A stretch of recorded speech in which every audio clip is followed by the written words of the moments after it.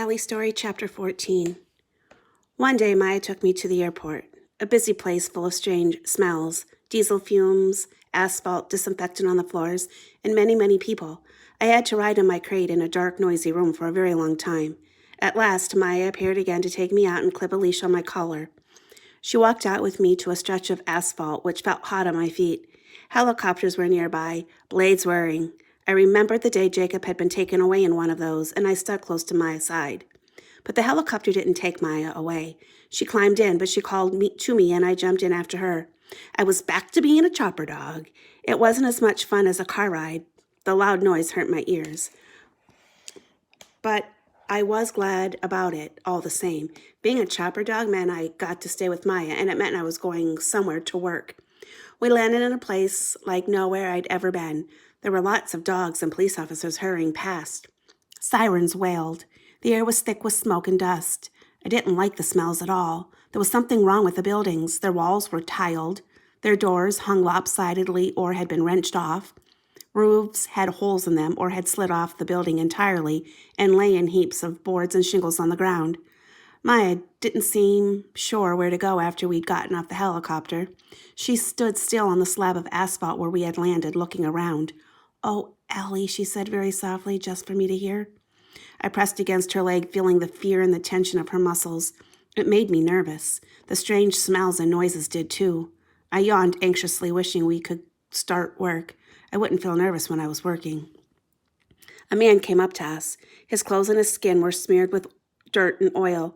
His hair was hidden under a plastic helmet. He held out a hand to Maya and one to me. It smelled of ashes, blood, and clay. "I'm coordinating the U.S. response in the sector," he told Maya. "Thanks for coming down." I had no idea it was going to be this bad, Maya said. Her voice shook the tiniest bit. "Oh, this is just the tip of the iceberg. The El Salvadorian government is completely overwhelmed," the man said. "We've got more than 4,000 people injured, hundreds dead, and we're still finding folks trapped. There have been more than half a dozen aftershocks since the earthquake on January 13th, some of them pretty bad. Be careful going into these places." Maya put me on a leash and led me out into the streets. We had to climb over piles of stones and cinder blocks or find a way around piles of splintered boards with nails sticking out of them. Everything was coated with dust and ash. Soon it was all over Maya's hair and clothes. All of my fur sticking to my nose. I didn't like it at all. We came to a house with a crack along one side that reached from the foundation to the roof. "Don't go in," a man said, rubbing sweat out of his eyes. "That roof won't be up for much longer." "Ellie, fine," Maya said, but she kept the leash on my collar and called me back when I tried to go in the open door. We just checked along the outside of the house. I smelled mostly dust and ashes, dirt underneath, smoke in the air, no people. If sadness had a smell, this would be it.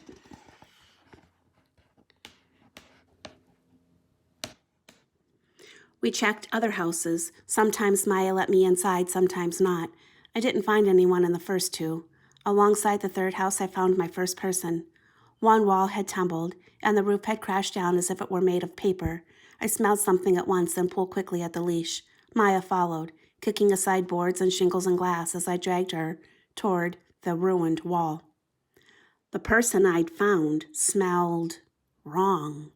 I could smell a woman, smell her hair and the shampoo she'd used, but I also smelled blood and something else, something cold and still. I stopped, my attention focused on a pile of cinder blocks. "There, Ellie? Somebody's there?" Maya asked. I didn't move. "Here," she called. Men came with shovels and crowbars, pulling aside the broken cinder blocks. I sat watching tensely. I'd found somebody, but it didn't feel right.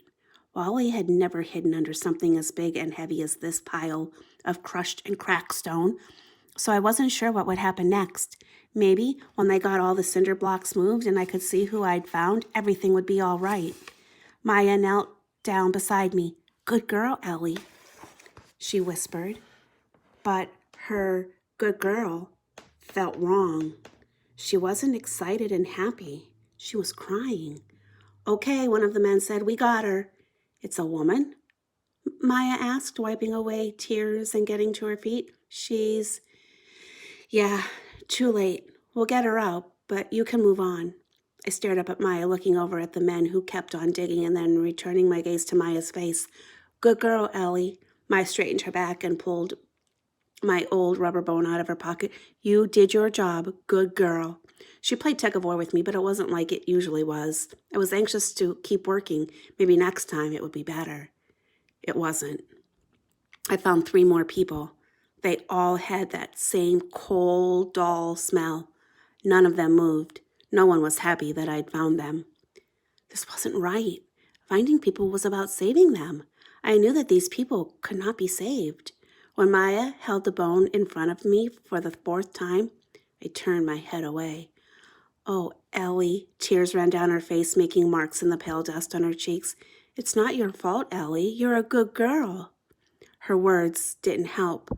I felt like a bad dog. I was doing fine wrong. I wasn't saving anyone. I lay down in the dirt and gritty rubble at Maya's feet. For the first time since Jacob had started showing me how to work, I didn't want to do it anymore. I wish we would go home. I wouldn't even mind Stella lying in my bed or Emmett sniffing at my food. Vernon? Maya called to one of the men with shovels. Would you do me a favor and go hide somewhere? Hide? He stared at her blankly. She needs to find someone alive. Would you go hide? Like over in that house we just searched? And when she locates you, act all excited? Yeah, okay. Without much interest, I watched Vernon walk away. Maya knelt down and patted me and then poured a little water from a bottle into my mouth. I lapped it up and she scratched my ears. Okay, Ellie, ready? Ready to find? I got up slowly. I was tired, and I could tell Maya was not as excited as she was pretending to be. But it was work, so I followed her directions. She took me over to the house we'd already searched. Why were we going back here? I paused in the doorway, puzzled. While Maya waited in the street, something was different. I put my nose down onto the dusty carpet and sniffed. Vernon. His smell had been in here before, of course, but now it was fresh, and he'd walk straight across the floor. I followed, stepping over bits of glass, books that had fallen from a bookcase, a toy truck, a smashed radio. There was a pile of blankets in the corner. Vernon's smell was strong there, full of sweat and heat and goats. He smelled different from the other people I'd found so far in this place. He smelled alive. I turned and raced back to Maya. Show me, she urged. I ran back to the blankets, and when Maya peeled them back, Vernon sat up. A big smile crossed his sad, grubby face. You found me. Good dog, Ellie, he shouted. I wagged so hard that my back feet started dancing with excitement. I was a good dog after all. I'd found somebody who was glad to be found. Vernon laughed at my dance and rolled with me in the blankets. I licked his face. He tasted sweaty and dusty. Maya threw him the rubber bone, and we played tug-of-war. Then I was ready to work some more. Maya and I worked all night. We found more people, including Vernon, who became better and better at hiding. But I'd worked with Holly, so no one could fool me for very long. I found Vernon every time. The sun was coming up when we came to a new building. Sharp, smelling smoke was still rising in slow clouds from one corner. There was a smell here that I did not like at all. Some metal barrels had been crushed under chunks of concrete and were leaking a liquid that made my eyes water. It didn't smell like anything I'd ever smelled before. Maya kept the leash on my collar. Careful, Ellie, she murmured. A brick wall had fallen down. I pushed away the horrible smell from the barrels, trying to find. The smell was faint underneath the chemical stink, but I still caught it. A person. Dead. I stopped and stared at the pile of bricks. Someone's here, Maya called out. Her voice was tired. We know about him, a man with a shovel told Maya. We can't get him out yet. Whatever is in those barrels is toxic. Going to need a cleanup crew. Okay, good dog. Let's go somewhere else, Ellie. I got up, but I didn't walk away with Maya. There was something, a hint of a new smell underneath the floor of flood of chemical odors. There, the scent trickled out from a wide crack in the wall just beyond the pile of bricks. Another person, a woman. My body went rigid. I looked up at Maya, waiting for, "Show me." "It's okay, Ellie. We're going to leave this one here." "Come on," Maya said. She pulled gently at my leash again. "Come, Ellie."